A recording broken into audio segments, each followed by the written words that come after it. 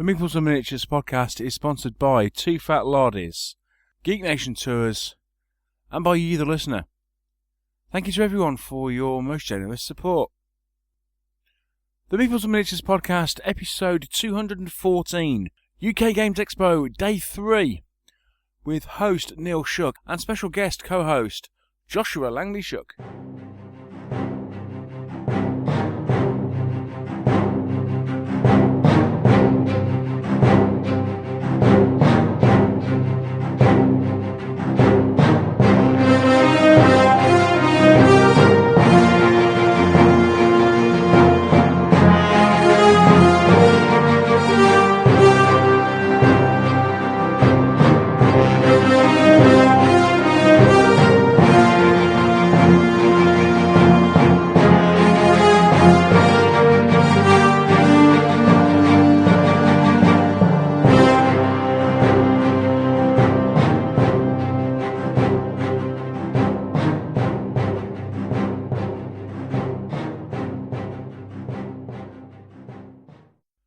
Hello and welcome to another episode of the Meeples and Miniatures podcast. My name is Neil Shuck, and on this episode we bring you a third day of coverage from the UK Games Expo.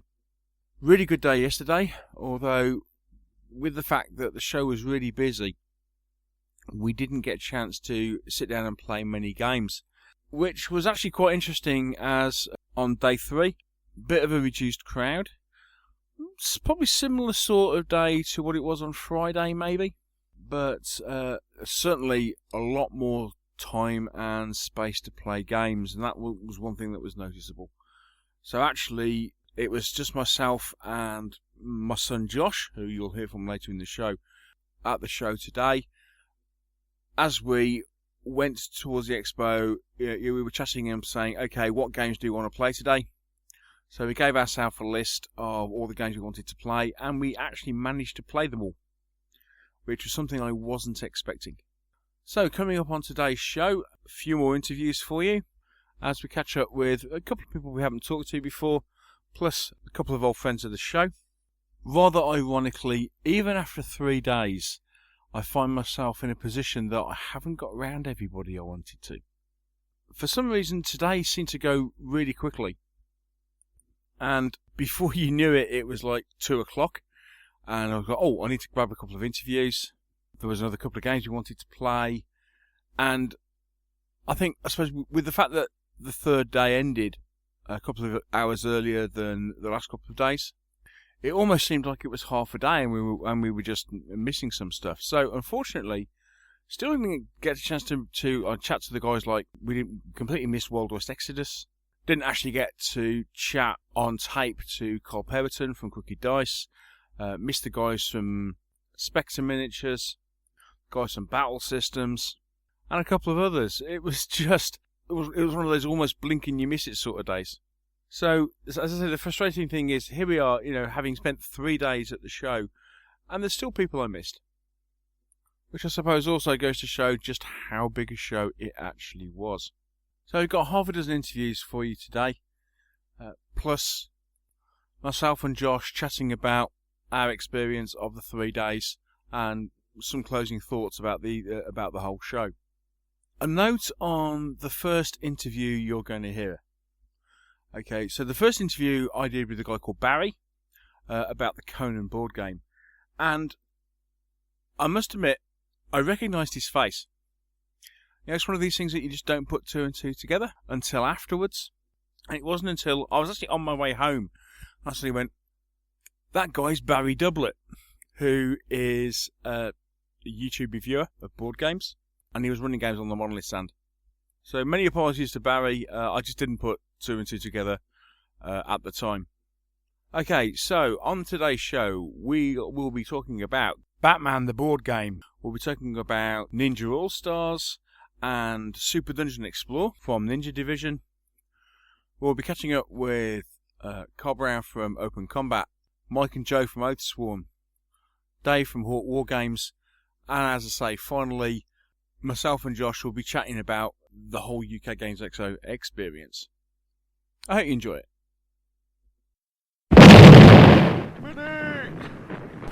I don't like it, Sergeant. Me neither, sir. Good Lord, it's really looking pretty bad. Yes, sir. It happens every time, sir. It's too predictable, sir.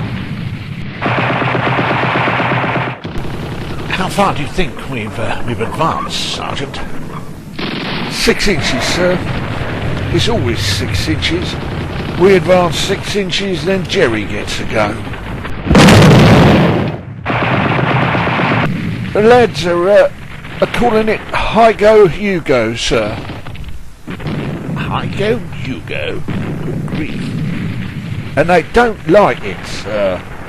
Oh, not like it? Seems pretty straightforward to me, rather like cricket. We have an innings, then the other chap does. Well, that's all very well, sir, in cricket, sir, but begging your pardon, it ain't like that, sir, in war. I don't think Mr. Hitler plays like that. What, Hitler? No, gosh, he'd like to go all the time. Oh, no, sir, lummy. Whew. Well, sir, anyway, sir, it's like this, sir. If it carries on like this, high go, you go, me and the lads won't be coming to your Thursday evening games club, and that's the way it is, sir. Looking for more of a challenge with your World War II games? Are you tired of the predictability of I go, you go systems? Iron Bean Shopman provides real command challenges on an unpredictable battlefield. Two fat lardies, playing the period and not the rules since 2002. Pip pip. Right, I'm with Barry from Monolith Editions. Hello, Barry. Good evening, Neil. It's afternoon, morning. It's morning. It's day 3. I can imagine at this point you're not quite sure whether you're coming or going, are you? I was demoing all night in my head, I think. Yeah.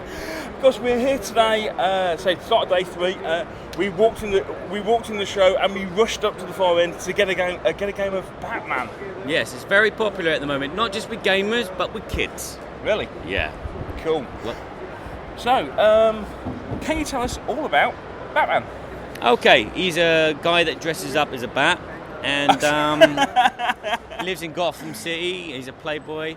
No, Batman is a board game which uses the same tactical homeostatic system as Conan, where there are energy gems which you're going to be using for the heroes to perform certain actions. Right. And the Overlord has a slightly different ability with the gems. He's going to be using those gems to activate units around the board. And obviously, they're going to be going head-to-head against each other. There's going to be one Overlord player against many heroes. Cool. So this all takes place in the DC universe? Yeah, that's correct. Okay, so in the same way as we've seen with Conan, you're saying it works in exactly the same way? Yeah, at its core, it's using the same system of how you move, how you attack, and everything. But obviously, it's been remodeled a bit to fit in with the DC universe. For those of you who don't know what DC is, it's dark chocolate.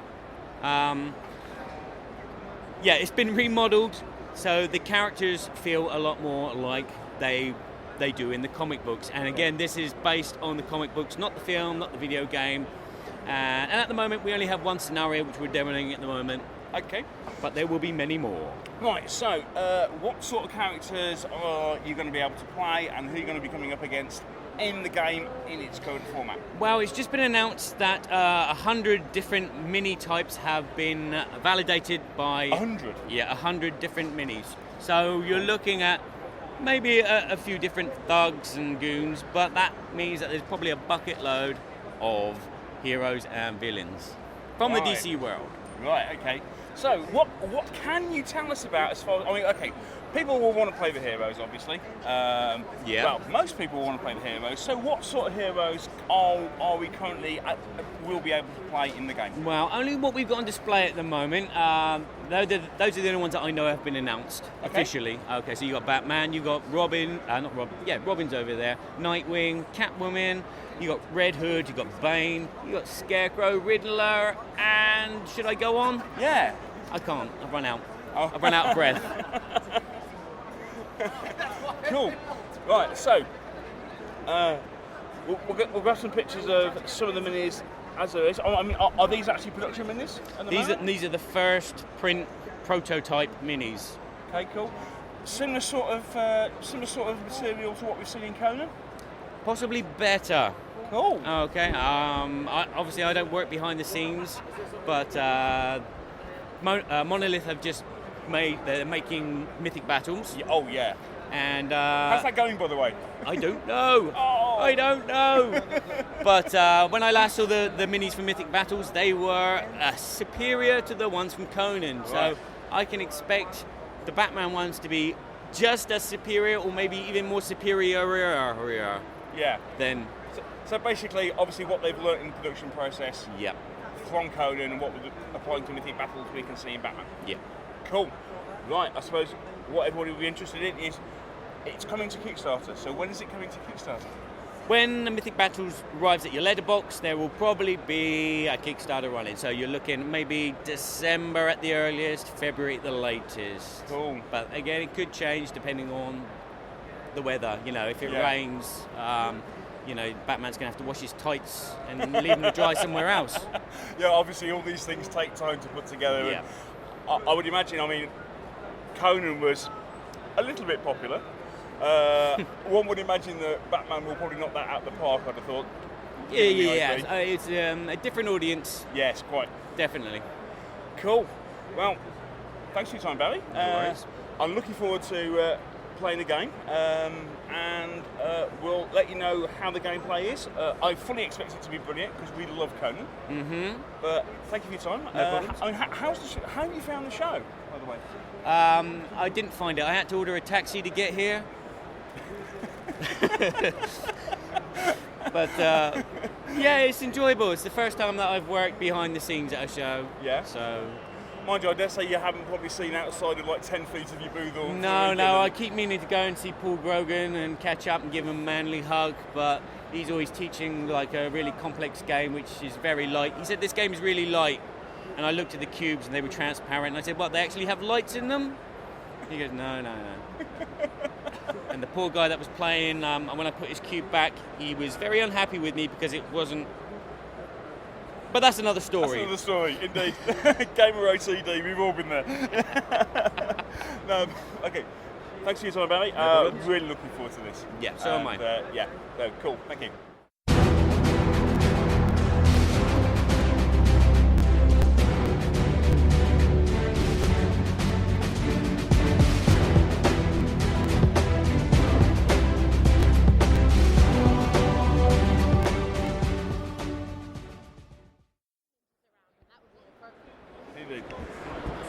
I'm here with Sarah, who's one of the Ninja Corps with Ninja Division, and we're looking at Ninja All-Stars. Hi Sarah, how you doing? Hello, how are you? How's your show been? We've been tucked away, but we've still been a nice steady flow. Yeah, we are kind of tucked in the far corner, aren't we? It's the way things go sometimes. We're pretty, we can bring it in, we're good. Cool. Now, can you please tell us all about Ninja All-Stars? Okay, Ninja All-Stars is a player versus player game.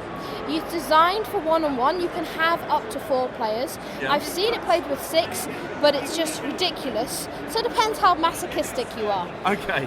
The idea is we're on the island of Iwo Jima. Within the island, there are 6 different regions which align with 6 elements, which I'll just show you. There is Spirit, Void, Earth, Air, Fire and Water. Okay, cool. Now obviously those directly opposed, but that's a mechanic used later on in the game. Now, as happens, everyone has become ninjas. What else would you want to do in life? And you know where you live, it kind of shapes who you are. Yeah. So people have then aligned with those elements. So therefore we have different shrines which align with different elements. Obviously, the different shrines actually suit different styles of play. Okay. So I'll play with 2 opposites. We've got the Stealth Shrine and we've got the Spirit Shrine. Sorry, Void Shrine and we've got the Spirit Shrine. The Void is stealth. Stealth aggression. Okay. Spirit Shrine is stealth defense. So an example of an opposite effect is your Tunin, who's your head model. Here they have 4 attack, here they have 3 attack. So Right. each one has different values. Cool. A better example is your Kunoichi. So here, movement 7 the same. Here the attack is 2, here the attack is 1. Yes. So for Void, the defense is 1. For Kunoichi, the defense for the Spirit is 2. Okay, so better attacking, better defending. Cool. Yes. But again, there's even more subtlety within that. Fire and water, these are the... For as much as you can be a ninja and not be stealthy, Right. these are the not stealthy shrines. So the difference here is fire is aggression. So again, using the same model, Yeah. they have the same attack and defense as Void, Right. but fire has an additional movement point, Okay. whereas Void has an additional special rule. Oh, okay. So you can use that. Some people get really attached to a particular shrine. I'm totally not attached at all to the Spirit Shrine. That's Okay. not my favourite. But you can also go, you know what, I feel like playing something a little different. I want to challenge myself. Yeah. Get yourself out of a bit of a rut and go, I normally play defensive, I'm going to play aggressive. Cool. And I'm not going to be subtle aggressive because I have a brutal opinion today. Right. Okay, so that's the idea of the shrines. Move all these cards out of the way. Cool. Now,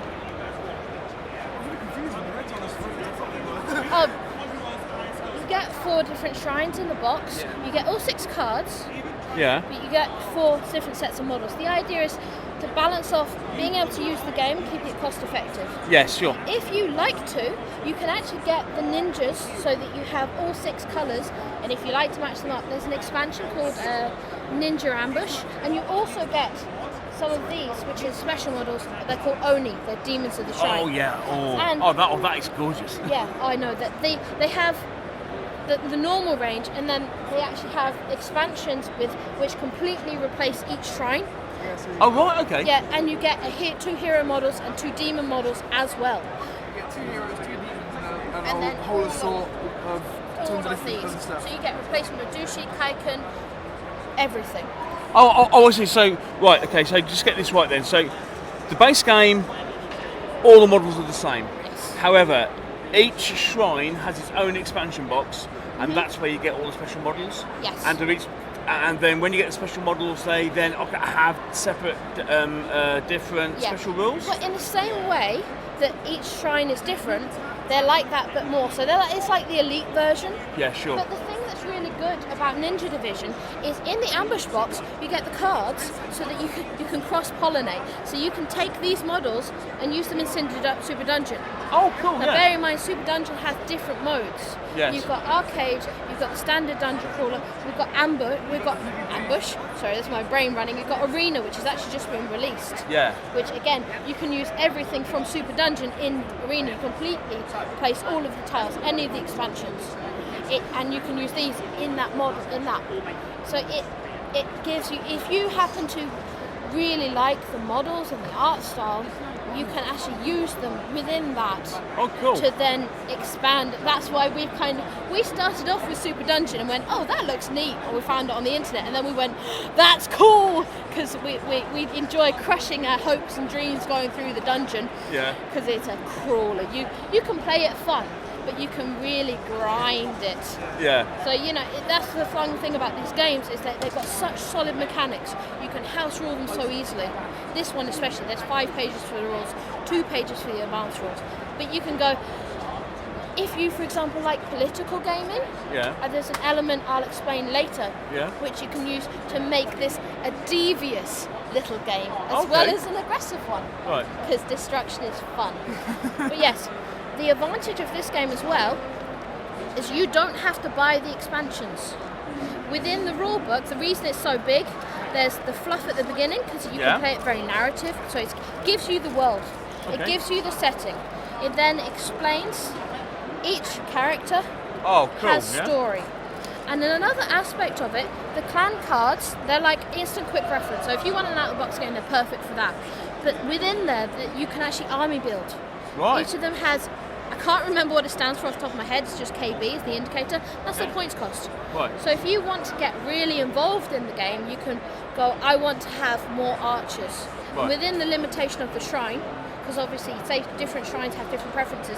So if you pick the air shrine, obviously they've got more archers. Yeah. If you go for the void clan, they have more stealth attack, so they've got more Kunoichi, which is a dagger girl, so fast I attack. really like Fire because of the huge samurai. Oh, yeah. Yes, yes.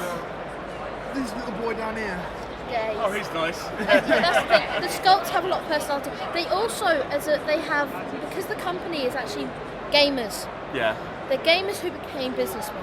Right. Okay. So the games are solid and they're made with love. For example, Super Dungeon on the cards, the movement indicator is a D-pad. And action buttons. Yes. It's built off old arcade games, side scrollers. Yeah. That's what inspired it. Oh, but cool, there's yeah. also lots of little love and nods to other things. Like for example, through this one, it's ninjas. There's loads of Naruto. But one of my favourite things is the demon for the water shrines, Cthulhu. It's Cthulhu. It's really cool. That's the thing. With it, it's easy to take this and dismiss it. It's a very pretty game. Yeah. And go, oh, well, serious hardcore gamers aren't going to be interested. We have veteran gamers, and they love it. Because especially with the more expansive, blow darts. Each sculpt, they've got a lot of personality. That's what I mean. There's a single art director. He's got a vision. He's got his artist. It's very concise. It's together. Sure. Because it's a small company, it punches way above its weight, but it means they can keep their range cohesive, Yeah. it integrates well, and they play test exhaustively. And also things get re-released. So Super Dungeon, there's actually a Kickstarter that's gone on. It will be released probably in about a year because they're being really thorough and work it through so they can expand and build and integrate and have everything solid and worked out well. Cool. But this one, it's done. The expansion's there. They may add expansions later on. Yeah. Everything is there. Everything's already done. Yeah. Okay, so Ninja All Stars at the moment a complete game. Yeah, Ninja All Stars complete game. You've got the core box. You can add the shrines or not as you choose to. It's an expansion. And there's Ninja Ambush if you want to be able to cross-pollinate and also have all of the models. Brilliant. There's one more element as well. Yeah. Oh, but wait, there's more. Where are they in the book? These ones. They're Ronin. They're like wild card elements. So in the same way you can build. I love these. These have the craziest sculpts. Oh, cool. Like right now we have a halberd man. He's got a basket on his head. Right. Okay. Let's just. I'm sorry. That's not a halberd. That's a naginata. Oh right. Well, I'm corrected. So he has a naginata with a basket. That's a naginata with a basket on his head. Yes. His affinity is earth. Yeah. So you'll find, for example, the Earth Clan all have baskets on the head because why not? What? It's just how they roll. Yeah. So they are even more specialised, but they're guns for hire. Well, Oh, cool. Naganatas for hire. No one has guns. We're all about stabbing people in the head or shooting them with blow guns or arrows. But the idea is if you want to bring in a particular unknown element, again, they're a wild card element, and it means you can get real personal. Or if you go, I love, like one of them is an arachnotaur. So body of a spider, body of a woman. Oh, well, yeah. Yeah, so there's lots of different personality there. For some reason, there's chickens. I don't know why, but they're there and it's just great fun. So like I say, this is a game that doesn't take itself seriously, but it is very competitive. And this one is also very tactical. You can be like me. I can be tactical, but I tend to forget my tactics partway through. Right, okay. And I'm a very casual gamer, so I just go for it. Yeah. Or you can be like my partner, and he will sit there and have a very serious face, and he will deeply consider what he's about to do. Or the other times he just won't. Right. It depends on how gentle he's feeling or how badly I'm losing. So the advantage is you can scale it up and down. Cool. So that's the blurb. That's an extended blurb because of reasons. Let's just pop him away because I'm absent-minded and I will think Brilliant, he's on the Sarah. model. Well, what we're going to do now is Sarah is going to explain to us exactly how we play the game. Myself and Josh are going to give it a go, and we will come back to you and let you know what we think. Sarah, thank you ever so much. We're looking forward to this. Thank you. Lovely. Sarah, one question I forgot to ask. Okay, so in the base game, what actually comes in the box? Okay, well in the box you get game board, and that's double-sided. You have the daytime, which is lovely, bright, colourful. There's a nice garden section. You also have a night village on the other side, so it gives a lot of different elements to the game. You get 4 sets of ninjas, which can be used with all of them, because it's a 4-player game. Yeah. You get 6 shrine cards, so you get to use all of the shrine elements. Yeah. You get all of the tokens, trackers, points trackers, the rule book, get the dice set. You also get team scrolls, so if Yeah. you want to play it as a lean game, you can get your ninjas and roll them up. And there's quite a few in there, Yeah. so you can photocopy them, but you also can do it several times just with what you've got. Cool. And you get the moon cards, which is moon deck, which is basically the wild card element to the game. Yeah, sure. Brilliant. Thank you. We just played through a game. It's fast, it's fun. It's a great game. Thank you very much. I'm glad you enjoyed it. Cheers, thank you.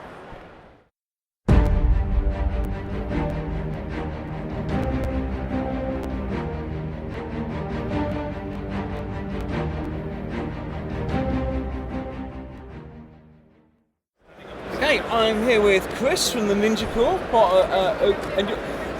Explain the Ninja Corps. Your demo team for the Ninja Division? Yeah, we are. We're basically a group of volunteers Yeah. who have played the various different Ninja Division games, such as Super Dungeon Explorer, Ninja All Stars, and a variety of other ones, such as Relic Knights. Yeah. We fell in love with the games, and we found out that there's actually a Ninja Corps, a volunteer wing, where we can come along to events such as Games Day here and demo the different games. Yeah, sure. In doing so, we get to come in, we get to have a look around here, but we also get to introduce the games that we fell in love with Yeah. to other people and get more and more people playing. Our thoughts being, if we can get more and more people playing around the country, we then have more and more people to play with. Right. So on that degree, we then bring our stuff along, Yeah. set it up, and ask people to come play. Cool. Now, Chris has taken me through a Super Dungeon Arena, which is part of the range that covers Super Dungeon Explorer. So, Chris, take us through Super Dungeon Explorer. I mean, people may be aware of it because it's kind of, how do you describe it? Chibi fantasy? Yeah, chibi fantasy. See, Super Dungeon Explorer is designed by a group of people who are gamers. Yeah. What they did was they basically all sat down together and they went, look, we love anime, we love games, we love dungeon crawl, we want to try and make something that combines all of it. Yeah. So Super Dungeon Explorer is a chibi anime kind of dungeon crawler game. Cool. Now the anime side of it backs off a lot more and the chibi comes out a lot more. Yeah. But through some of our miniatures you'll see little homages to certain animes. For example, we have a Goro dungeon boss who looks awfully familiar when you watch My Neighbor Totoro. Right. So we have those little homages thrown in here and there. We've got a couple of heroes that look awfully familiar when it comes to certain computer games as well. Oh, yes. Right. So the Mistmore Shaman, for example, looks like a certain enemy in one of the computer games. I couldn't possibly comment on which enemy that is. Of course. Oh, yeah. So what you have is Super Dungeon Explorer is based in the world of Crystalia.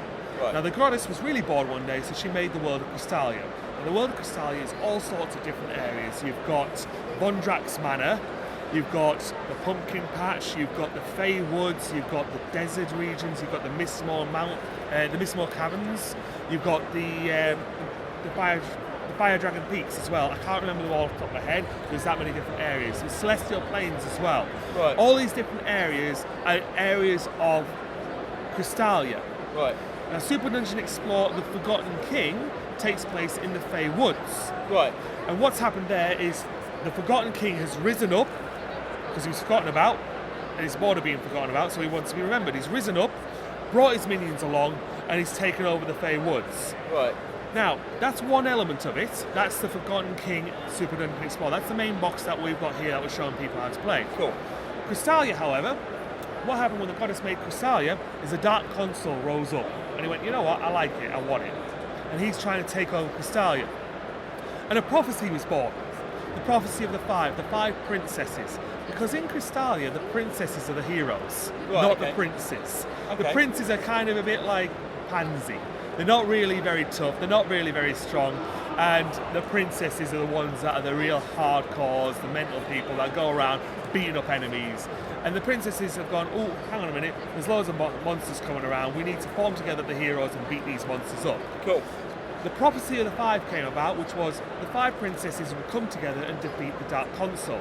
Yeah. And as with any self-fulfilling prophecy, the Dark Console found out about this and decided to try and beat the princesses in, Right, okay. which spurred them into action and made them decide to come forward and fight back. So we have the Forgotten King, who has risen up at the behest of the Dark Console and taken over the Fey Woods. And in the Forgotten King box, we have Princess Emerald. Right. She's one of the princesses who you can play in the game. She's brought together a band of heroes who go into the Fey Woods and fight the monsters. Right. Okay. Every time you kill a monster, you get a bit of loot. That bit of loot adds onto your heroes, makes them a bit stronger. And what happens is there's a number of tiles. You go from one tile to another tile, defeating monsters, powering up your heroes, defeating more monsters, get more loot to power up even further. Right. You then take on a mini-boss every now and then, and that mini-boss is harder. He's much tougher, much stronger, which is why you need your loot. Right. Okay. You take out the mini-boss, he'll give you some treasure. Right. Treasure's a lot more powerful than loot, so it makes it even more powerful. And eventually, by the time you've beaten all level, the big boss turns up, so the Forgotten King will turn up, and you have to defeat him. Yeah. One of the twists, though, we've got in the game is somebody plays the Dark Console. Right. Okay. Somebody plays the bad guy, and as per the prophecy, he is trying to win. Yeah. He's trying to kill the good guys, and he is allowed to. Right. Okay. Unlike some games where he's just running the game for them to go through, kill the monsters, and go through a nice little story, he's honestly trying to kill the good guys. Okay. Cool. So, that is a quick rundown of what the Forgotten King is about and what Crystalia is about. Cool. Okay. So that is. As you described, that's like 1.5. That's what we call 1.5. Okay. What happened was we brought out Super Dungeon Explorer, the first version. Yeah. People loved it. They really enjoyed it. But you know what? It needs tweaking. It needs some rules updates. Yeah. And it also, we wanted to make it expandable. Yeah. Sure. So we brought out Super Dungeon Explorer, the Forgotten King, which is Yeah. 1.5 version of the rules. Updated rules. And in everything in our game, you get cards for all the heroes, cards for all the monsters. And those cards are interchangeable from one game version to the other, which is where I come on to Arena. Right. Okay. Because Arena is an expansion for Super Dungeon Explorer. Right. In Arena, rather than it being heroes versus monsters, a group of heroes bands together some monsters to form a war band. Right. And you then go into the arena and you fight against somebody else who has banded their set of monsters together, and you fight one-on-one or 1v1 in a four-way duel, whatever you want to choose to play it as. Yeah. The game mode I took you through earlier was Destruction, Yeah. which is basically you get points for each monster you kill. Yeah. These monsters have certain skill points attached to them. That mean you activate 4 skill points a turn. You can activate 4 skill points with the monsters or your hero. Okay. Cool. In Forgotten King, the Dark Console gets to activate so many skill points of monsters, then the heroes get their turn and back and forth, back and forth. Sure. For Arena, you use the skill points for scoring Yeah. and for your activating. So it's a way of taking all the models from Super Dungeon Explorer and use them in a brand new game mode called Arena. Right. Okay. That comes into play because we've then brought out loads of expansions. Yeah. So, as I say, with Forgotten King, you fight through a set of monsters. In the main box, you get 4 set of monsters, Yeah. 2 mini-bosses, Yeah. and a villain, your Okay. big boss. And what's the replayability like of that in the main game? In the main game itself, the replayability is actually quite varied. It depends on the number of heroes you have, Yeah. because you have 5 heroes available. Now, if you want to play a 3-player game, with 1 person playing the Dark Console and 2 people playing the heroes, Oh, so obviously you got a choice of different heroes. you've got a choice of different heroes, Yeah. plus the number of heroes you use is the number of tiles you use. Right. Each tile has 1 set of monsters. Ah. So if you only use 3 heroes, you use 3 tiles and 3 set of monsters. So you might have a set of monsters which are still sat in the box, And they're different. So and they're different. different challenges, different sets of abilities. Oh, okay. Yeah, okay. Plus, if you take in, for example, Princess Emerald, the Thundervale Huntress, and the Royal Warden for Yeah. one party, you might then decide, you know what, this next adventure, I'm going to take the Royal Warden, the Questing Knight, and the Fey Alchemist. Okay. 2 different heroes that play completely differently. The Fey Alchemist is a magic user, Yeah. whereas the Thundervale Huntress is very much a run in and hit things up close. So they change the way you actually play with the heroes. Cool. So in terms of replayability, different heroes change the way you play the game. Yeah. Plus, the Dark Console may decide, you know what, I'm not going to put this set of monsters on first, I'm going to have you face these ones first instead. Right. Okay. So the loot is a random draw, Yeah. the heroes play differently, Yeah. and each set of monsters plays differently. So the base game itself has a lot of replayability in it. Yeah. Sure. Plus, the 6 tiles you get, they're double-sided. Oh, okay. Cool. So if you want to play, if you don't want to play in the Fey Woods anymore and you go fight over the overgrown castle, you can flip the tile over and you've got a whole different set of terrain on that tile. Sure. Or you can mix and match, because Yeah. all the tiles link into each other, you move from one tile to the next. Cool. Okay. So So we'll talk about a little bit about Arena. So that's basically a 1v1 up to multiplayer warband bash. Yes. Right. Right, we've got a load of expansions. A load of expansions. Arena, as I said, you pick a hero, 2 sets of monsters, and a mini boss, and that becomes your warband. Cool. And as I said in Forgotten King, you actually get 5 heroes, 4 sets of monsters, and 2 mini bosses. So just from Forgotten King, you've actually got enough to do 2 players playing Arena. Okay, cool. What we've also brought out, though, for Super Dungeon Explore, which now can be used in Arena as well, is Warband add-ons. Right, okay. Warband add-ons come with a hero, Yeah. 2 sets of monsters, and a mini-boss, Okay. which is right, exactly what you need for a warband in Arena. Yeah. Right, okay. Those warbands add in different elements to the game. Yeah. So what we played with today was we played with Stilt Town Zombies and the Claws of the Worm warbands in Arena. Stilt Town Zombies come from an area of Crystalia, which is the Pumpkin Patch area. Right. Where you have Mary Claude, the buxom bar wench, who's the survivor of a zombie invasion. And she's fighting off the zombies. She's the hero that comes in that box set. You get 2 sets of zombies in that set, and then you get Curious George. Well, I call him Curious George, he's actually Gruesome George. Right, okay. And he's like your Frankenstein monster. Right. He can rip off his arm and throw it at you and hurt you. The more damage he's taken, the harder he gets. All right, cool. So if you hurt him, he gets stronger and stronger and stronger. But the thing is, he can regenerate as well. Right. So he's also hard to kill. Yeah. But the more wounds he has left, the easier he is to kill. So he's one of those monsters that gets harder over time, or does more damage over time, so he can really hurt you. That's one warband, which you can take straight into Super Dungeon Explore to get 2 more tiles worth of monsters, another mini-boss, and another hero. And that hero can then work with the other heroes and make the replayability of the game different. Sure. We've also got Claws of the Worm. They're from another area of Crystalia, they're from the Dragonback Peaks. Right. So that's another zone, and you'll notice the colours of the miniatures. You've got purple ones, which represent the undead. Yeah. You've got the red ones, which represent the Dragonback Peaks and Fire Mountains. Yeah. And you've got the green ones, which represent like your Fey Woods. Right. So they give you a theme for different areas. But that doesn't necessarily mean you can only use the green ones with the green ones, you can only use the red ones with purples, purples. You can mix and match. And you'll notice all the heroes are grey. Yes. That is to say that these guys can be used with each other all over the place, and they love running around to wherever they need it. The princess is basically blow the whistle, go, hey guys, I need you here, and they all come running. In terms of the Arena, you don't necessarily have to have Super Dungeon Explore, the base game, to play Arena. Okay. It gives you all the models you need to play Arena, but you could just buy Arena by itself, and that gives you everything you need to actually be able to play the game mode. You can then go out and you can buy one of these warband boxes, such as Claws of the Worm, Stilt Town Zombies, or the Mistmore Caverns, and there's a couple more boxes as well. There's level expansion boxes for the game, which gives you even more monsters, even more heroes, and those can actually be used to create warbands for Arena as well. Sure. So it's not just a case of we're saying you have to buy this main core game to then be able to play Arena and everything else. You can buy Arena, and then buy the warbands and never play the core game ever again. Right, okay. Or at all. You just buy Arena, buy 2 sets of warbands and go at it and have good fun. And then somebody else might go, you know what, I want to play as Trolls. So they go and buy the Trolls set. Yes. And they can then take the Trolls with Salt, who's the mini-boss for that, and the hero for that, and they can form their warband. Or they can go, you know what, I've got the Trolls, I've got Salt, but you know what, I'm going to use some of these models out of the Forgotten King for my warband, and I'm going to use Princess Emerald to lead them. Right. Okay. And that's the replayability in that. And as you can see, over time, suddenly you've got the Forgotten King, the core game. You've got your Arena, your add-on, and the side of it is another game element. And now you've got warbands, and you've got dungeon expansions. On top of all that, we've also released a few dungeon bosses. One of which we have here today is, I've forgotten her name. Beatrix the Witch Queen. Okay. Beatrix the Witch Queen is an end level boss. Right. So she can be used to replace the Forgotten King.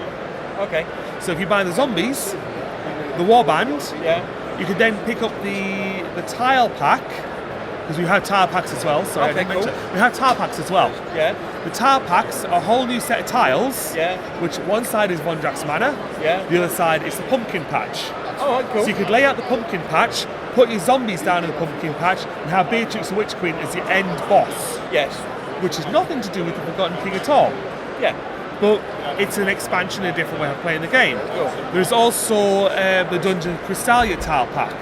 So you can just play down in a deep, dark dungeon and have the Claws of the Worm and the Fireflow denizens. They can come into that. So it is by no means restricted in any way on how you want to play the game. Oh, cool. Right, so obviously, Super Dungeon Explore's been around for a while. Yes. It had an original core game. Yes. That, I'm assuming that's now out of print. The original core game is still in print. Yeah. But it is now one of those games which is standalone by itself. It's like an intro, but we recommend as gamers, you said don't bother with that anymore. Okay. Because what's happened is we've launched a Kickstarter, which is now fully finished, and we're now developing 2.0 of the rules.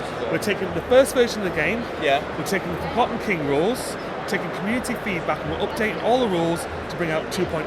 Right. Which is this first version of the game, but with a brand new set of rules and a brand new set of cards.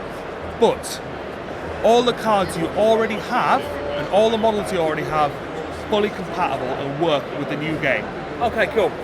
All the new game is, it's taken community feedback and made it a bit more efficient, a bit quicker, and giving you another way to play. Cool. So you can play the Forgotten King version, you can play 2.0, you can play Arena, any way you want to play it, all those different ways of playing it. But the most important thing is 1.0 is now 2.0.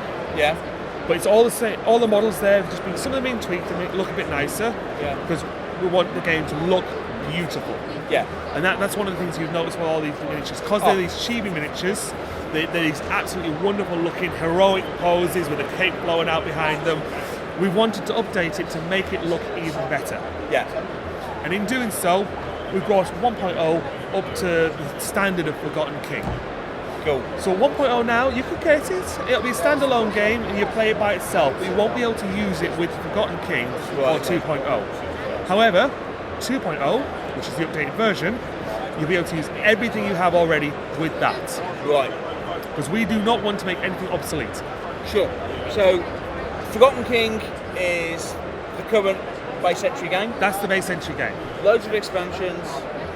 Arena as effectively 1v1 or 1v multiplayer. Player versus player. Player versus player.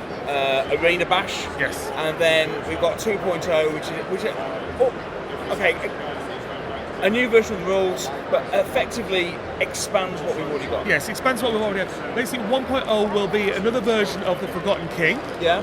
So you've got Forgotten King. Then 2.0 will basically be another version of that, which takes place in the Dragonback Peaks. Yes. Gives you a whole new set of tiles. Yeah. Whole new set of monsters. Whole new set of heroes. King Starfire, your big end villain boss. A whole new set, basically just like the Forgotten King. Brilliant. But what comes on from that, further down the line, is we have Legends. Oh, what, sorry? Legends. Legends, okay. Super Dungeon Explore Legends, or Super Dungeon Legends, as you may. Now, Legends is basically everything you've already got, but we turn it into a role-play game. Oh, cool. Right, okay.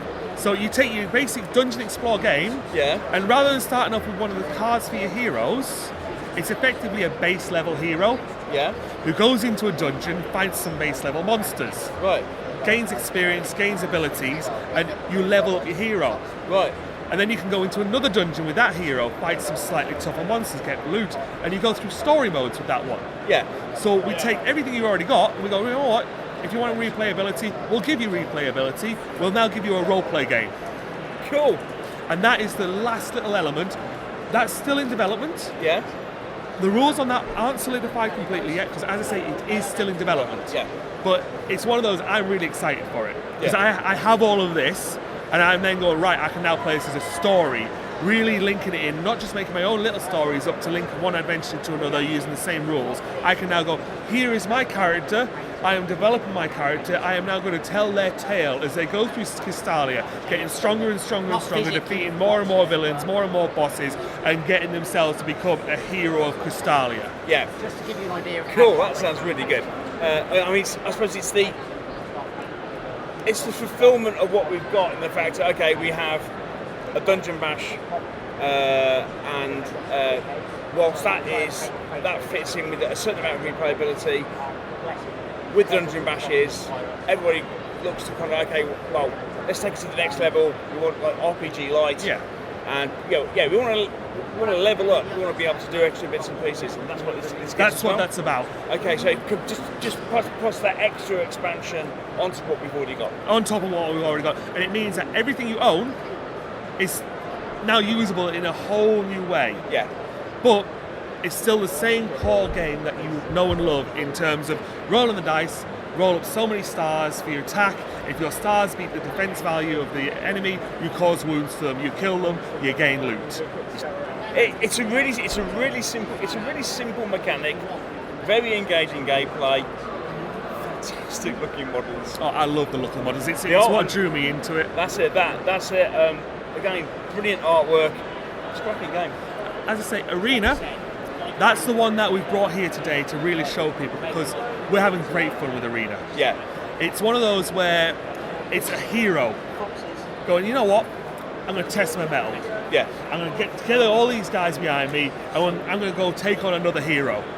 And I personally love that one because it's a case of I can sit down with my friend, go, here's my collection of models. You can go, all right, here's my collection of models. Do you want to just have a big fight? Yeah. And the competitiveness of it is really fun because it means I can sit down there, have that with my mate, or I can go down to my local gaming club. We can break 3 or 4 copies of it out. Yeah. And we can have a little league. Yeah. Or a knockout competition and play it in that way. And because all of this stuff is already here, there's no case of somebody has to then go out and buy a whole new set of the game. They can go, I bought a warband. Yes. And that's all I need to play the game. Because somebody else already owns Arena. I've got my warband, they've got their warband, Arena's there already. Should we have a blast? Brilliant. Oh, Chris, it's been fantastic. Thank you very much. No problem. I've really enjoyed playing it. Thank you for demoing it to us. No problem at all. Yeah, thanks, mate. Cheers. Cheers.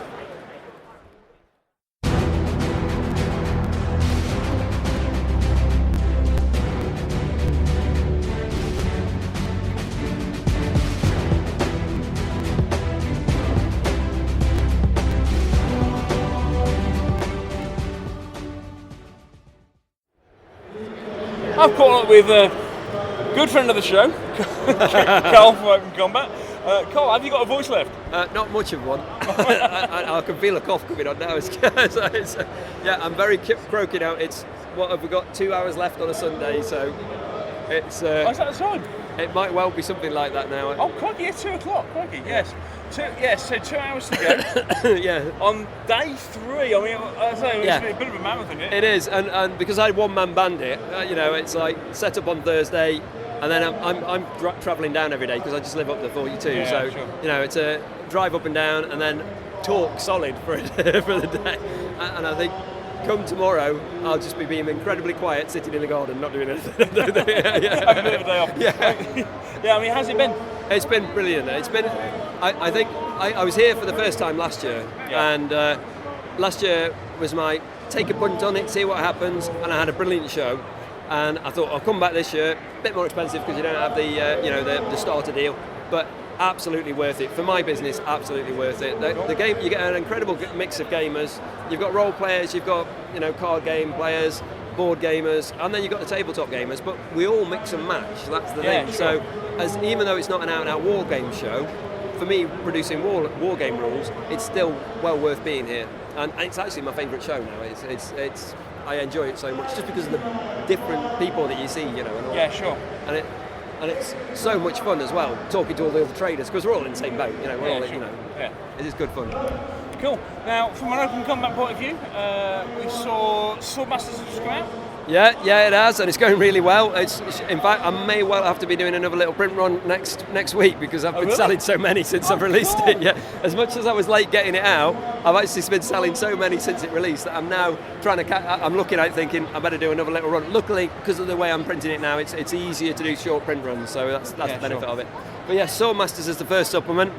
I've now got a real proper production schedule set up and everything, so I'm working through it on all the others now. So. The rest of the year, I've got a multiplayer supplement coming out late summer, probably August time. Depends how I get, how quickly I get through the production. October is going to be the black powder supplement. Right. So that's when your Napoleonic skirmish level kind of stuff, or your French Indian Wars or pirates, or whichever way you want, English Civil War, whatever flavour you want to do, you can start to bring those weapons into your games of open combat. And I was speaking to someone earlier who was saying, well, is it asymmetric? Can't I play with a gunpowder force versus a non-gunpowder force? Is it still fair? And yes, it is the answer to that. Yeah, because I quite like the French Indian Wars period, so I kind of use my natives. And so in testing, I've not been using them with muskets or anything. I've just been letting them be bows, arrows, and hatchets and things, and it still works fine. I've got one, thanks. Yeah, so that one's the October release. Then next year, the bolt-on magic system will be coming out for April. That's the one for next year. Followed by the expanded rules for cavalry in the summer, which brings in jousting. So your knights joust, you can do that kind of stuff. Oh, cool. And then autumn next year will be the expanded rules for your monsters, like your ogres and trolls and minotaurs. And that brings the rules in where they can body slam people, pick them up and throw them and sling them around and all that kind of stuff. And that'll then give quite a lot of support for open combat as a whole. Just to allow me the space to then in 2019, that's when I'm aiming to be releasing in the spring of 2019 the open sci-fi game, which doesn't have a name yet because I'm still working on what I'm going to call it. Open something, but so many names have been used in various sci-fi or modern games that it's trying to work out what to call it. But that's currently in development. I had quite a lot of work done on it already, and now I'm kind of starting to craft it together. And I'm working on it in the kind of background as I kind of get through the production schedule of all the open combat support. And along with all of that, there are a few other little projects that are going on, but I'm kind of keeping them under wraps for now because I'm kind of trying to make sure as I get my production done for the ones that I'm committed to. But yeah, working to a schedule certainly helped me now to kind of roll through them. That's the key. Brilliant. So it's going well. Yes, very much so. Yeah, it's one of those things when you create a rule set. I mean, Richard's probably, from Rich Clark from Two Fat Lordies, he'll be the past master at all these kind of things. He's travelled that journey already, whereas I'm kind of at the very beginning of it, where you get your first rule set out, and then it's that trying to get traction to get your players and things. The beauty of it is now, because it's been out for quite a while, I'm starting to have people coming to me now, rather than me trying to sell a game to them they've never heard of. I'm actually getting people coming to me, oh, lads down the club have been playing this. I've been really interested, can you just show me a bit? And it actually suddenly, I'm hearing people are playing it, and also the noises are good because people are enjoying it, so therefore it makes it a lot easier, and you can start to feel things starting to roll, which is great, because the more players there are, the more support you've got, the more you can put into it and all the rest of it, and as a business, trying to grow your business, it allows you to keep moving, so which cash flow's king at the end of the day, that's what it comes down to. So brilliant stuff. Well, glad you're having a good week. Weekend, although it probably feels like a week. I can't. My brain is completely all over the place. I don't know what day it is. I'm completely. All I know is I'm packing my car up tonight. That's all and tomorrow is when I kind of try and find my brain again, basically. Cool. Well, so glad you good week, and Swordmasters, really nice book. Yeah, that's good. We'll be reviewing that soon, and that's good. Yeah. Good luck, mate. As I say, I mean, you'll hear them everywhere on the shows now, aren't they? They can find you everywhere, can't they? I think I'm appearing all over the place. Yeah, I know I'm doing interviews left, right, and centre. I don't know who I'm being interviewed by sometimes. I only recognise you because you're now taken to wearing a hat. You'll be swinging in on a bullwhip one of these days. I think your future what I'm going to have to do is I'm going to have to turn up and play a theme tune. We'll have the do. Yeah, everybody loves Indiana Jones. Brilliant. Well, thanks, Gol. Yeah. And we'll speak to you soon. Yeah, thanks very much. Cheers.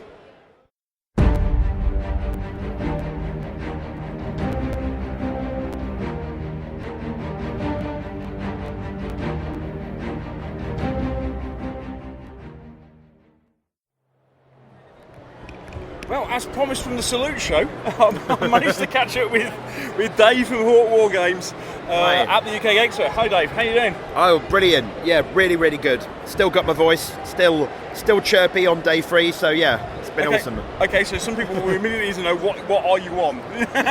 Coffee. This is like my 5th, I have a coffee right now and it's like my 5th one of the day, so I run off coffee at shows. Cool, so how's it been for you? It's been awesome. I mean, we've tried a lot of different things here at Expo that we've not tried before. Okay. There's been the space station building competition.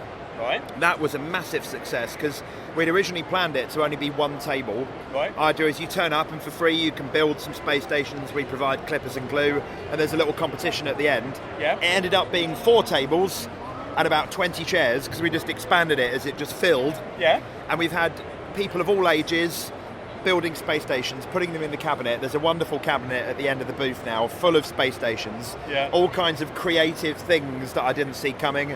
Really good stuff. We had to add 5 runners up to the competition because there were too many to choose from. That's been fantastic. I mean, it's had 20 people building space stations on the booth all the time, all the way through the show. Yeah. So that's cool. We've had the painting demo booth. Yeah. Showing people how to paint miniatures, start to finish, for people here who might be more into board games than miniatures games. Yeah, sure. So, demystifying the process and making it less scary for a newcomer. All very straightforward techniques. So, yeah, we've kind of focused on the audience here, and that's been great. And the booth has been very busy, biggest booth we've ever had at a trade show. Yeah. And it's been filled, more or less. Cool. That's been great. So it's been a good show for you? It has, yeah. And we just we had the 2 of the organisers come round about an hour ago and tell us we've just won 4 of the awards, which is amazing. Fantastic. Okay, come on. Yeah. Come on. What have you won? So we've won. We've won the best accessory for the space station kit. Yeah. We've won best expansion for Reconquest Phase 2 for Drop Zone. Yeah. Best rules for Drop Fleet and best miniatures. Oh, fantastic. Which is mad. Because this is our 3rd year of entering for awards, and we've won 4. So great. So I'm obviously cloud 9 at the moment, which is wonderful. It really it makes the weekend for that. Yeah. And I did my seminar earlier, and that went down really well with the audience, and that was cool. I've never done a seminar before, so that was cool. Was that a bit nerve-wracking? It was, yeah. It's weird because I've done a ton of interviews over the years, but never a seminar to an audience, which is a different thing. Yeah, sure. But it was on making miniatures, how we make and design them. Oh, cool. And I live and breathe that stuff, so it's really easy. It's been filmed, so you should be able to catch it online if you've not been here and you missed it. So should be good. I'm told it was good. So I don't know. I've not watched it. I hate watching my own videos. It's always really embarrassing. So when we spoke at Salute, you said I can't tell you about stuff. Come chat to me at UK Games Expo, and I might be able to tell you about what we're doing at all our new stuff. So. Can you tell us any more? I can tell you a bit more. We had other things that were potentially going to be made top secret here. Right, okay. Unfortunately, they're still top secret. We decided to keep them top secret for a little while longer. Sure. But there is exciting stuff coming later in the year, for Drop Zone especially. Yeah? We haven't done a lot externally for Drop Zone for a while. I don't want to give people the impression that we've abandoned it, because we haven't. It's just all the work has been going on internally, and we haven't really shown anyone what we've been working on. So we weren't quite ready to do that here yet, so we didn't.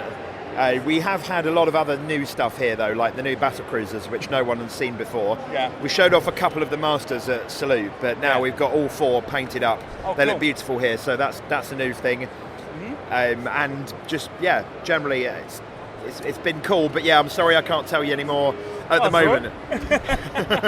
That's cool. So, as I say, Gen Con, UK Games Expo has been, it's been a big show, isn't it? It has, yeah. I mean, really busy, it has been really busy. Like the last time I was here was 2 years ago, because I accidentally booked a holiday at the same time last year. So this is the first time you've been in the NEC, because it was in the Hilton last time, and obviously the show has ballooned since last time I was here. I mean, Hawk was here last year. I wasn't, but this year it's been great to see it grow so much.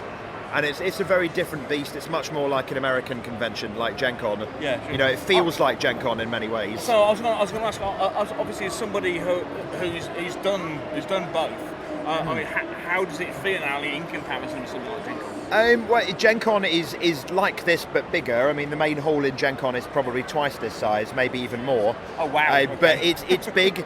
Gen Con is a lot more unfriendly for an exhibitor, right? You know, because for Gen Con, frankly, we know where we sit. We're minnows, really, and you know, it's a big American experience, and you know that means we're not really high on their pecking order. And you know, here it's a little different, and you know, they're a bit more personable and a bit more human to work with. There's some lovely people who work on Gen Con as well. So if you're listening, I'm not slagging you off or anything. But as you know, it's nice here, and you know, it's a little bit more informal. But as far as the visitor experience goes, very similar. So you come here maybe to play more games and to experience stuff, like because it goes on for multiple days. There's time. There's people stay in hotels. Open gaming in the evenings. You know, people have got time to say spend 3 hours on the booth building a space station, and you might not get that at a one-day show where you've got a lot to see in a short space of time, and you're not going to get involved in gaming or hobby activities at a show. But here it's a little different. You know, more families, a lot more inclusive, different kind of audience. But you know, it's cool. It's you know, it's a bit like Salute. We have like a massive queue within minutes at the beginning of the show, because it's like bazam, it's one day, and that's cool. And I love Salute, and I wouldn't want Salute to change. You know, this is a bit more slow burn over several days, and you know, like I can feel my voice going through the course of the show. If there was one more day, like Gen Con's 4 days, I'd be gone. But I'd still be all right by the end of the day, which is cool. Well, David, it's great to catch up again. We always seem to meet at big shows like this.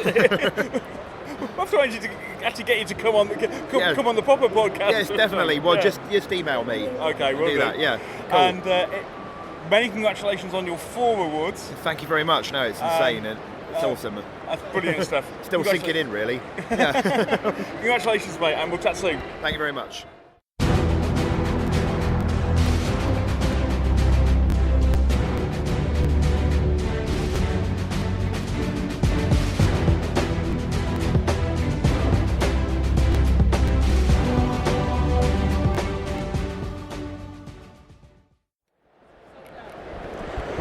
Of course, what we might for most one, having said hello every day, but finally got a chance to catch up and have a recorded chat with you.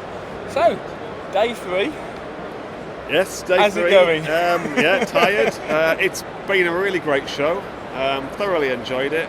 Great atmosphere as always. I mean, it's our favourite show of the year. It really is. So everyone's cheerful and happy here. There's so much gaming going on. I think that plays a big part of it. And we've sold a lot of figures, which is, you know, really good. That's what we're here for at the end of the day. A lot of interest in the game, and just lots of happy, friendly faces around, and people have enjoyed themselves. It's been a fantastic show. Brilliant. Good stuff.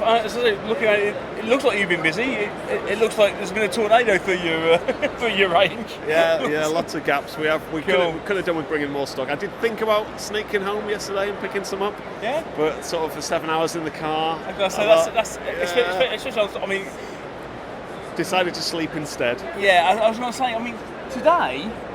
Looking around at the crowd, I suppose it's a typical thing. I mean, today's like Friday, isn't it? It's a nice place. I mean, yesterday must have been absolutely. It was manic, wasn't it? Saturday is the mad day here. Places jammed on Saturday.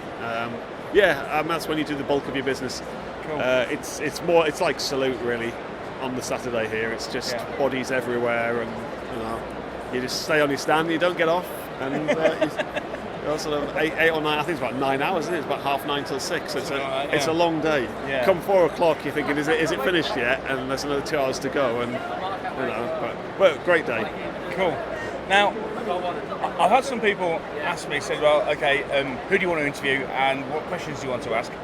And a couple of people said, I said, interview Oathsworn and ask them, when are you doing more terrain? Yep. Hello, Joe. Joe's just stamping on from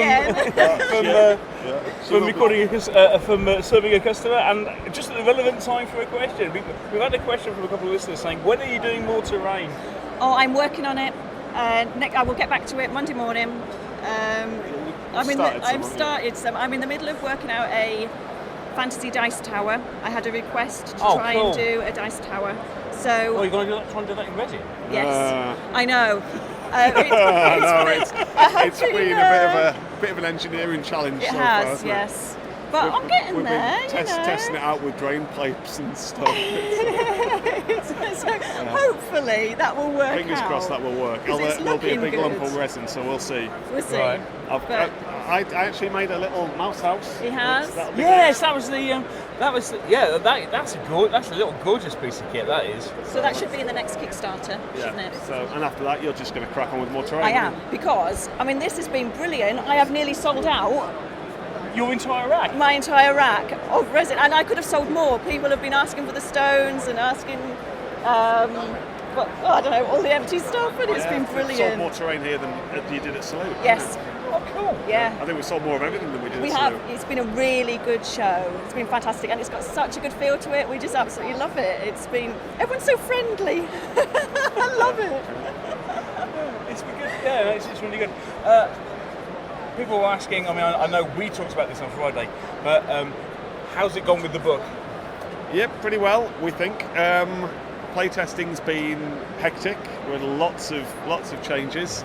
The version we started with is nothing like the version we finished. The version we finished with is more like the original. Yes. Oh, right. Okay. So you always stick with your instincts. Yeah, Go that's with it. your It was gut. obviously You were right okay to start with. So it's like an expanded and cleaned up version. It's all gone off to Osprey now, so I dare say they'll look at it once they finished here, because they're here as well and a bit busy too. So they'll have a look at it next week and let me know if I've done my bit okay and if I need to change anything else. And then it's wait and see, I guess. We wait and we get the art done. And,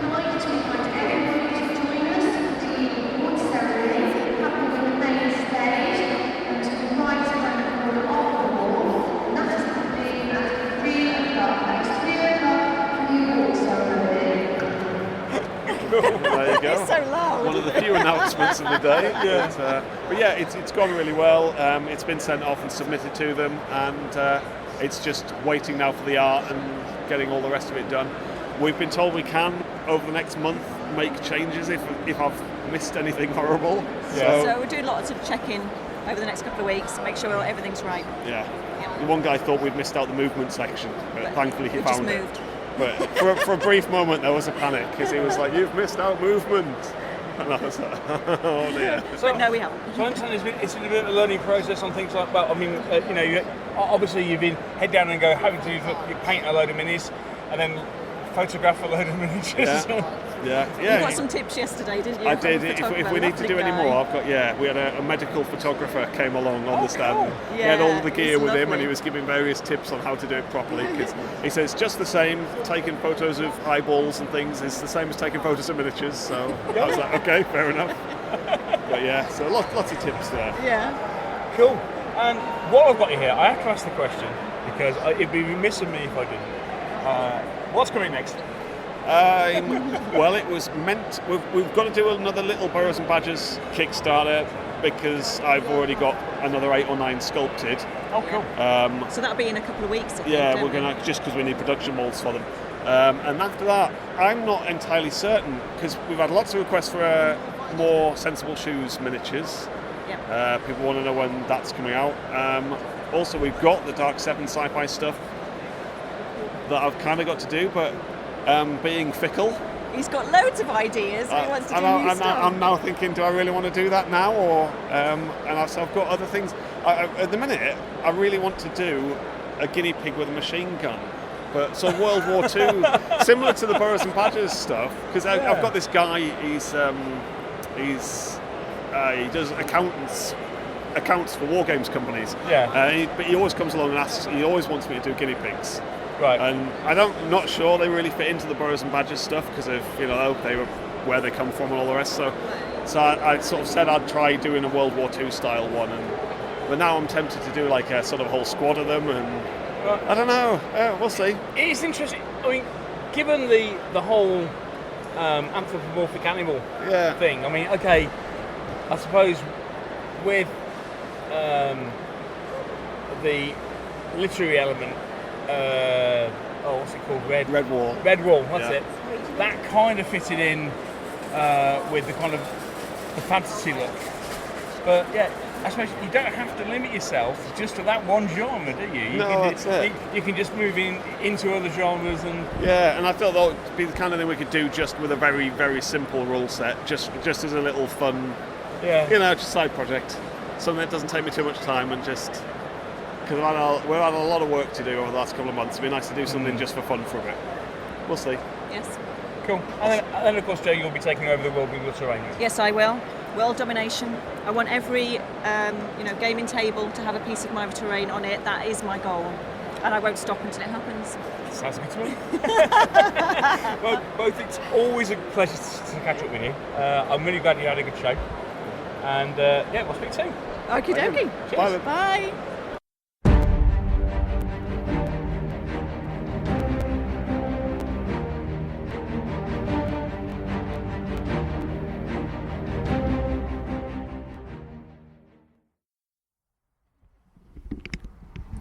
Well, here we are at the end of day 3 of the UK Games Expo.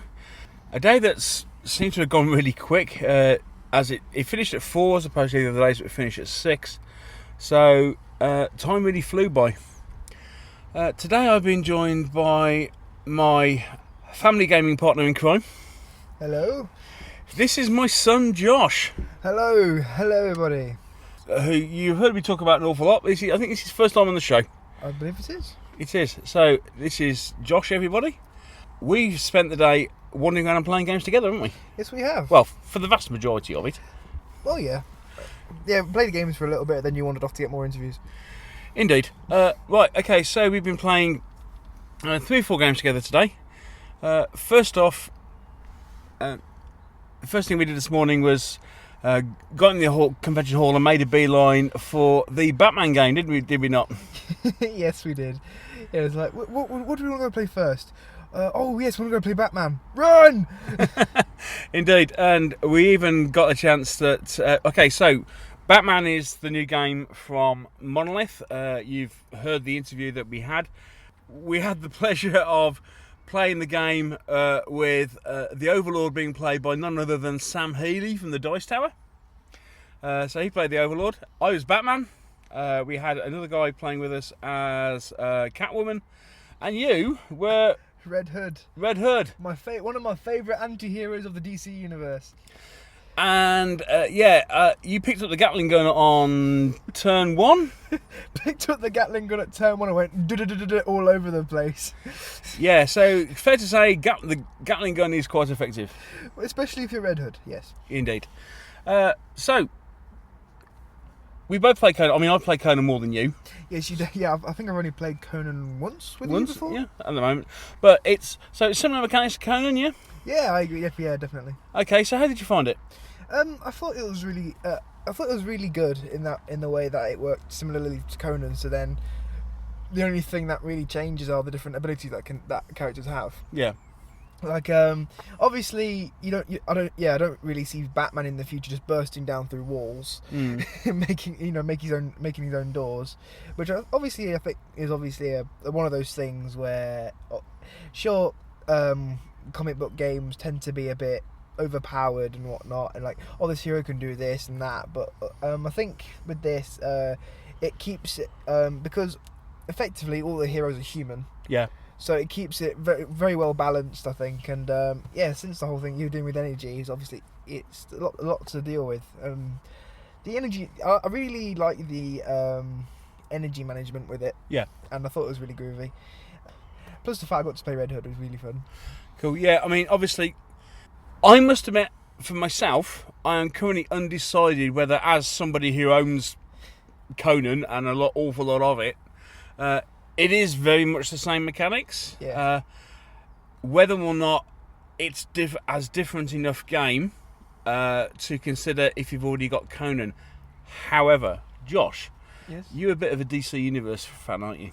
I changed the fan and I get a fan and then add a few other letters to it to make fanatic. Yes. Cool. I live and breathe DC Universe. I utterly love it. Okay, so this is really a game for you, yeah? Well, yeah. All my favorite heroes are from the Batman, from the Batman series. So this is a real big game for me because then you know, as much as I got to play Red Hood today, the fact I get to play Nightwing is even more of a yay moment for me. Cool.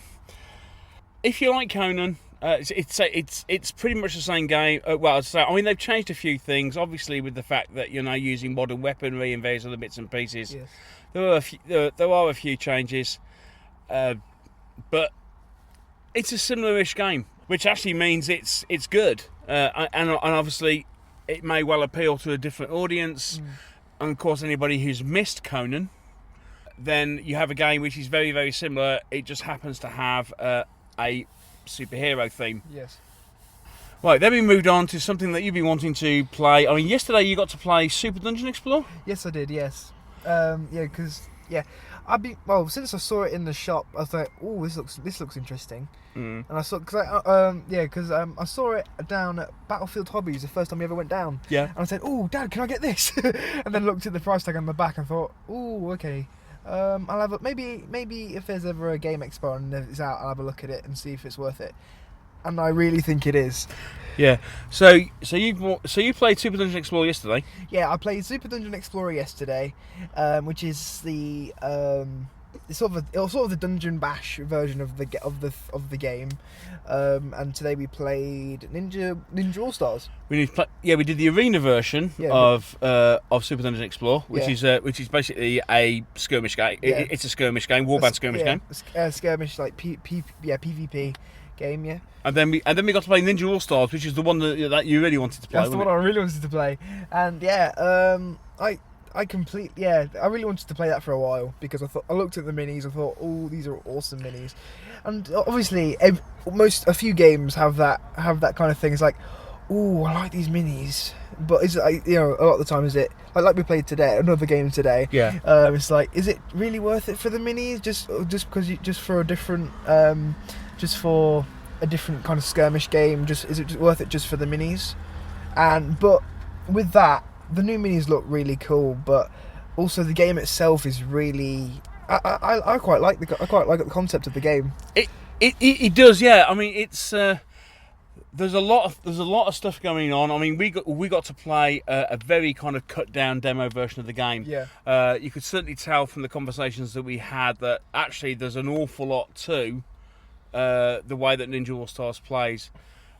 So whilst the minis are cool and they do expansion pack, these 6 clans, they do expansion packs for each of the clans, which are super nice.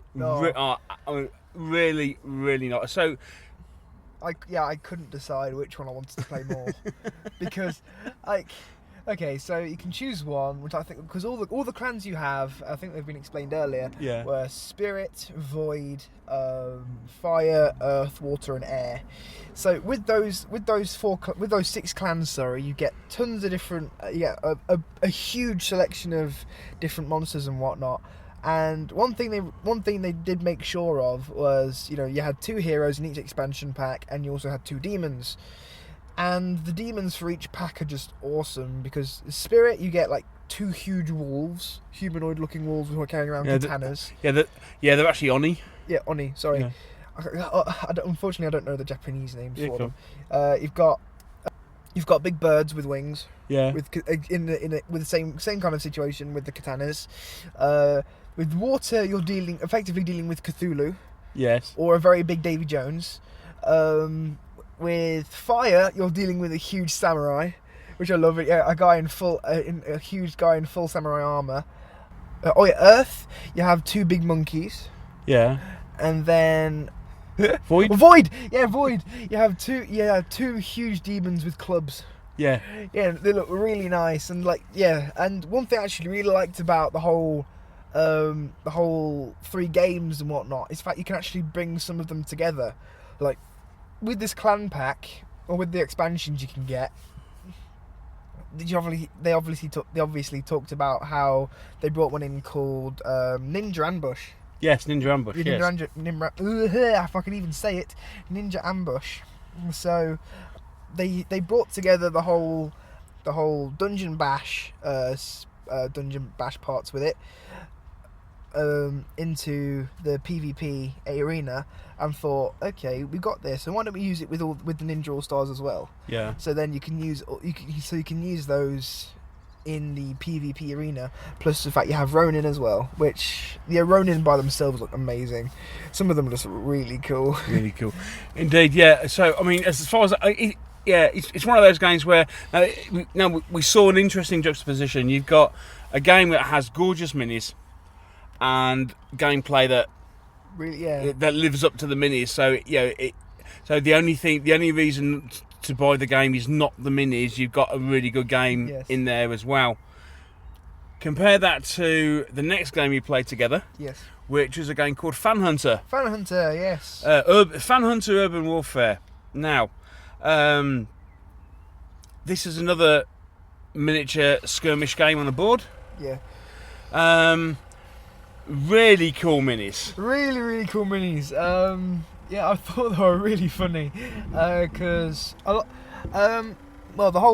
whole thing of this game was the whole scenario with this game is the fact that they've recently had a dictator which has taken away all the pop culture of the world. Yeah. So there's no comic books, there's no TV, there's no films, there's no music, there's no nothing. So pretty much everything everyone's into is literally gone, and so. Obviously, when they've got dictatorship, you're going to have a resistance. Yes. A resistance that gets everything that they can, all the stuff that lives up to whatever pop culture is now. They're going to go looking for it and they're after it. Yeah. And so the minis is really funny because we looked at one today, and it had about three different references in one model.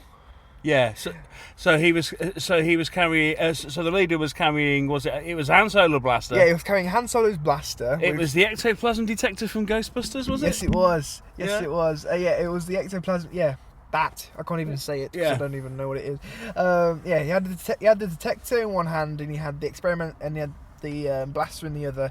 And I think he was also wearing a. Effectively resistant. He was wearing a resistance version of the Star Trek uniform. Oh right. Because it was a blank shirt, but he had a little badge in the corner. Yeah. And the way it was designed, it honestly looked like the most recent R from Robin. From DC's Robin. But I thought, hang on, it's too convenient because he's carrying that. Oh right, sorry, I'll just say there's a badge which is the resistance badge. We got a free badge. We got free badges, and it's similar to that, but obviously, it would be effectively be if he was an officer, it would be a shout out to, to Star Trek.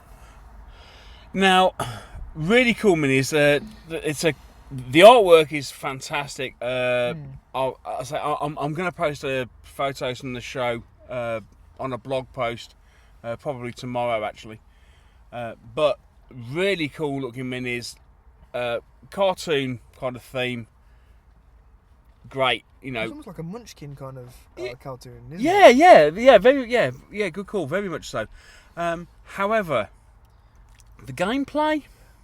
It's as per usual. Hi go Hugo. I go Hugo. I like it. It is.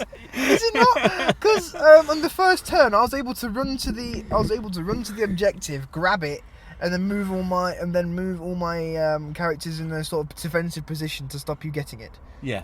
And it's like that's one of the things I liked about Ninja All Stars. Oh yeah, because obviously you got to move. You get to move one figure, and then your opponent moves theirs, and it's like it's more of a equal playing field. Yeah. But with this one, obviously you move all your stuff. You move all mine.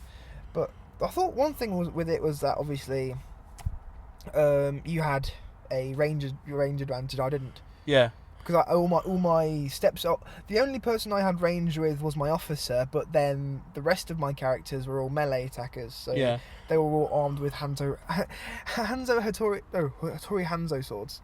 Yes. From Kill Bill, which is ironic because I thought I only made one. yeah. Of course, they're all geek replicas, aren't they? So. obviously you got like asymmetric units with their abilities and everything. Yeah, looks great. I'm not so sure whether the rules for that stand up to the quality of the miniatures. No. Having said that, I mean, you get quite a few miniatures in the game. Yeah. A good box full. Yeah, you good box full. I mean, you know, the quality of what's produced, all the card components and everything is really good. I'm not currently quite so sure whether the gameplay matches up. At the same time, apparently there's also a skirmish mode in that game, so it will be interesting. It's kind of on my list. I think I might kind of put it on my list simply because the minis are really cool. Yeah, there is that, but obviously, the classic thing. I want the minis, but honestly, I can't see myself owning one. Yeah. Because as much as I would like to, because obviously it's one of those games you get to mess around and bring in different references to anything. Yeah. Like just on the field by itself, we had two trucks. One was a bus and one was a construction cement mixer. And yeah, the cement mixer was a classic Constructicon from the classic Transformers series. Yeah. And the other one was the bus from Speed. It was the bus from it was the bus from Speed. Yes. So yeah. I mean, there's lovely little touches and everything like that. But as you say. You can really tell when you've really fallen deep into a geek hole when you can name every reference in the field, can you? Isn't it? Wait, what's the phrase? Welcome to the club, mate. Welcome to the club. Anyway, so that was Fan Hunter. Jury's out on that one. I think it's very similar to a lot of other games, whereas at least with something like Ninja All Stars. And Batman, you know, it's something that stands out from the crowd a bit. Yeah, honestly, those are my next two purchases because I'm definitely getting Ninja All Stars next, and then I'll definitely be backing the start of the Batman, which, as you heard, that's probably going to be coming out on Kickstarter around about Christmas, Christmas or just after. Now, while we've been busy wandering around, getting interviews and playing games, you've also experienced another side of the con, haven't you? Because yes, you've been playing, you've been into role-playing games. Yes, I have. I've actually been wandering off into the hotel to play games. Okay, so for anybody who wants to do role-playing at the UK Games Expo, I mean, what happens? What's it like? Okay, honestly, the role playing part of everything is really good. Obviously, if you've never played before, that's completely fine. They're all the different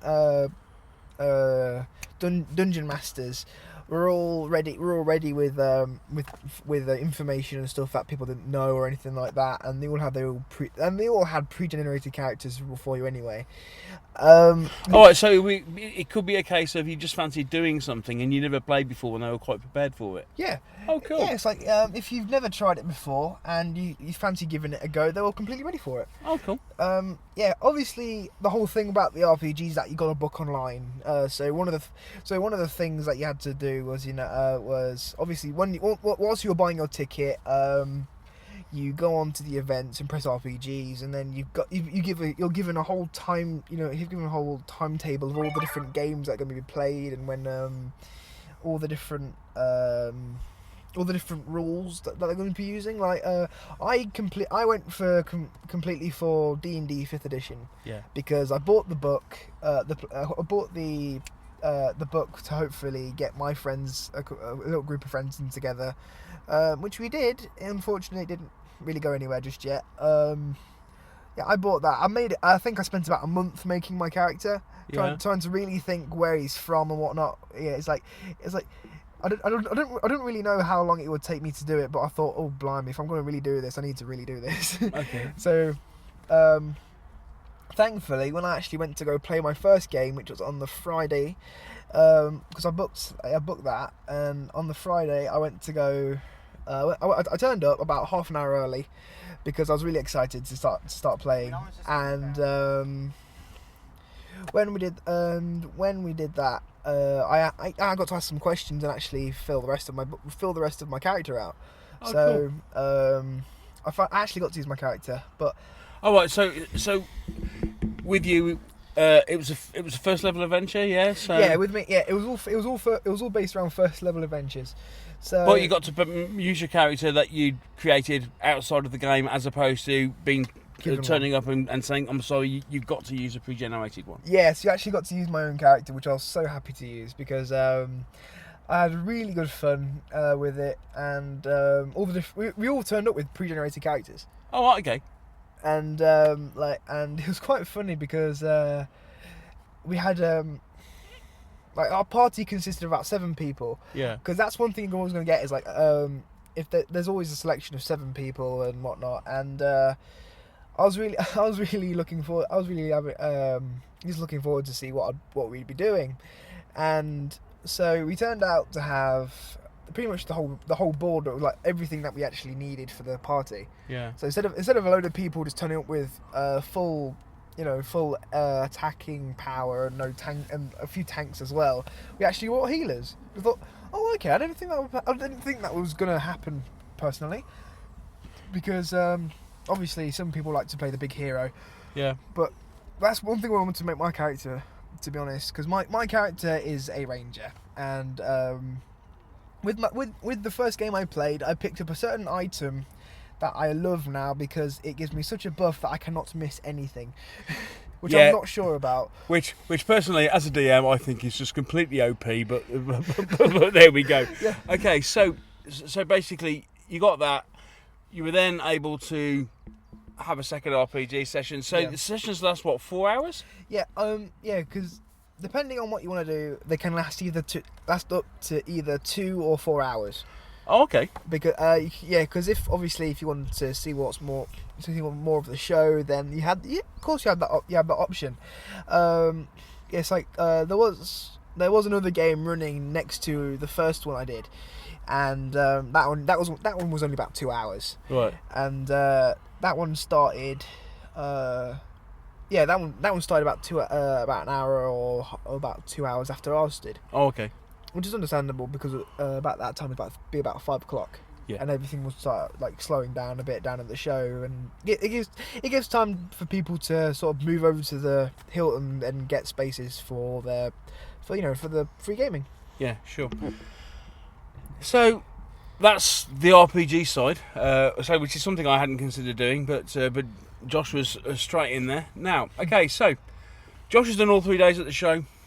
I've done all 3 days at the show. It's been a couple of years since you've last been. Yeah, my last time was when it was still in the Hilton, I believe. Well, yeah, it was still fully in the Hilton, so it's the first time you've seen it at the NEC. Yeah. So, what do you think? Honestly, I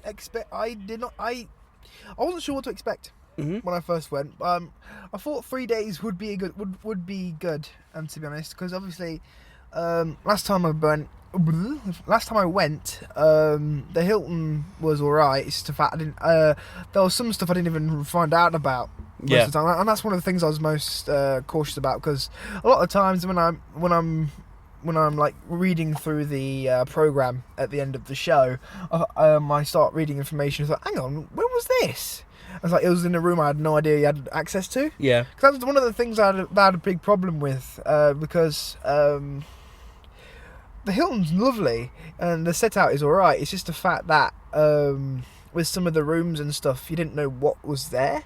Yeah. And because of the layout of the place, it's sort of like a huge maze, isn't it? Oh yeah, corridors all over the place. It's a typical large hotel. With conference rooms shut off here, there, and everywhere. It's not particularly friendly when it comes down to like a big trade hall, for example. Yeah. So yeah, I think the move to the trade hall has really revolutionised the show. Honestly, it's almost effectively turned it into a salute. And then some. Yeah, a salute. Yeah, a salute, and then some. Because I don't think salute has another as another campus or area where it had to do completely other stuff. True. Okay, so enjoyed it. I loved it. Yeah, I'm glad I came for the 3 days because throughout that 3 days, it gave me a chance to actually have a look at the complete show, and I actually got to have a look around. I actually got to talk to some people. Yeah. For once, because I never usually get a chance to talk to people as well as go play games. Because as much as you go around getting interviews, I like to find out information about myself as well. Yeah.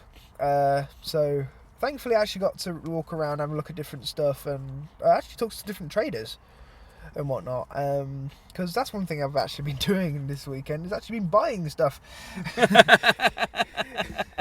Indeed. Yeah. So here we are. As I say, it's the end of 3 days. I need a rest now. Yeah. Considering most of the weekend you're on your feet, and with the games you sometimes get to play, you don't get to sit down for very long, honestly, because obviously the demo games want to get through them as quickly as possible, and it's like, yeah, it's a lot. And to be honest, although it doesn't seem like you move around very much, you do move for a long time. Although you're just swaddling around like penguins. Speak for yourself. I'm sorry. I've got longer legs than you do. So yeah, it's been a really good 3 days. Really impressed with the show. If you're coming, I mean, it's been really interesting seeing how the show has been different over 3 days. I mean, Saturday was absolutely manic. Saturday. It was. I mean, yeah. I think probably twice the amount of footfall on Saturday than you got on Friday. Friday and Sunday, as far as the number of people are concerned, fairly similar. Maybe slightly busier today. I'm not 100% sure. I'd honestly say it was a lot busier on Friday Than today. Yeah, than today. Obviously, because some people want to come on Friday because they're off work. Yeah. Because obviously, on a Friday, people may still be at work or just before holidays. Saturday is every man and his dog's down here. He was a little bit. Every man and his geeklet. But so you can definitely tell there's a difference between the days, because Friday and Sunday I got way more games in than any other day. Yeah, that is the one downside. I mean, yesterday, you may have seen obviously on Twitter that there was myself, Dave, Luff, Hobbsy. We were all down together, and the Welsh wizard himself. The Welsh, indeed, trying to get round and get a game that we could all play was really problematic. Today wasn't really a problem. We were still able to get round everywhere. I mean, it was very much a case of we wanted to we had a list of the games that we wanted to play. We actually managed to get in and play them all. We didn't have to. And we didn't have to wait. No. We sort of did have to wait for Ninja All Stars, but then again we got a different game in. So yeah, we got a different game in the meantime. But yeah, much easier, fewer people. Say Saturday, obviously big day for everybody. So it's struggling. So if you want to do the whole thing and play a lot of games, it's probably a convention that's worth coming to for more than one day, because at least it means that one of the days is slightly quieter and you'll get a chance to play stuff. I would potentially suspect that when it comes down to it, if you want to come and play games and you've only got one day, Saturday probably isn't the best day to come. No, honestly, if you want to come down and play games a lot of the time, then honestly, if you want to come down, I'd say a Friday might be the best day, because it's still 11 till 9. No, sorry, 11 till 9. 11 till 5. 6. It's 11 till 6. Yes. Yeah. Whereas it's 11 till 6 because of the press preview on the Friday. Sunday it was 9:30. It was 9:30 till 4. It has to be said, when we got kicked out at 4:00, it did seem a little bit strange to kind of go, is that it? Yeah, because it did seem that way. Because Honestly, there was still a lot left, wasn't there? There's tons of stuff. Oh yeah, and even as you're walking out, there's like, oh, I wish I'd played that, and oh, I wish I'd done this. Even after 3 days, it's still a case of there's a whole load of stuff that you haven't done. Yeah, honestly, I'm not that sad that I didn't get to play everything. It's like, obviously, I'd say it's really hard to play everything in a day. Oh yeah. No, everything in like 3 days. Yeah. Because you're not going to get through everything, and to be honest, because for however long people like to talk about their own games, it really does factor into it, doesn't it? Yeah, sure. I mean, certainly as you're walking around today, a lot you can certainly see a lot of the demo people, however enthusiastic they are, and a lot of the traders. They're starting to wilt after 3 days. I mean, the good thing was at least today they turned the air conditioning up because it was definitely cooler. So cold. Okay, so that's it from 3 days at the UK Games Expo. I hope you've enjoyed the coverage that we've had, and as I say, what I'll do is I'll be posting all the pictures from the show, probably on a blog post tomorrow. And we look forward to talking to you again next week when schedules will be back to normal, and so we'll be bringing you a show next week. It may be slightly delayed because I've got another event on. We've got Market Larden on next weekend. Oh yeah, Market Larden. You about ready for that? I think so. I might still have a couple of models left to paint. You never know. Just a couple. So thanks once again for listening. I hope you've enjoyed yourselves. Take care. Happy gaming. We'll see you soon. Goodbye, all.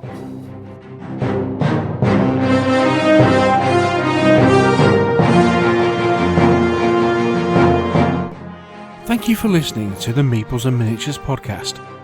If you've enjoyed the show, why not share it with others by leaving us a review on iTunes?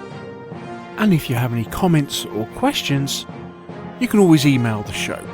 The address is info@meeplesandminiatures.co.uk. And you can also visit our webpage, where you'll find a complete episode archive, all the View from the Veranda podcasts, rules reviews, and our blog of hobby items and news, which is updated several times a week. This is also where you'll find the links to our presence on social media, and here you can follow us on Twitter or join our Facebook group. And finally, here you can also find details should you wish to support us by making a donation to the podcast. All this on the Meeples and Miniatures website, www.meeplesandminiatures.co.uk. The Meeples and Miniatures podcast is licensed under a Creative Commons Attribution, Non-Commercial, No Derivatives 3.0 Unported license. Thanks again for listening, and we'll see you in a couple of weeks.